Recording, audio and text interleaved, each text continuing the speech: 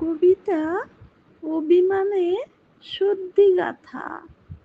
যারা হৃদয়ের ক্ষরণ পড়ে না, তাদের কাছে ভালোবাসা এক উৎপাত।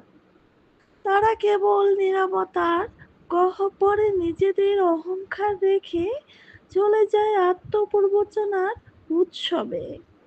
আমি ছিলাম শব্দহীন প্রেমের পংক্তি, তোমার চোখে ছিল অক্ষরের ঘাটতি।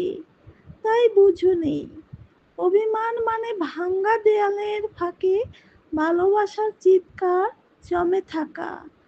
তুমি ছিলে সেই হেমন্তের রৌদ্র, যে তাপে গলে না বরফ, কেবল পড়ে হৃদয়ের ছায়া।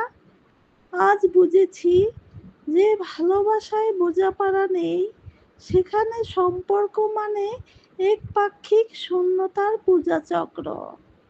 তাই আমি ফিরে এলাম নিজস্ব নীরবতায়, যেখানে কেউ নেই, কেবল আত্মসম্মানের মেঘ আর ক্ষতবিক্ষত ভালোবাসার বৃষ্টি।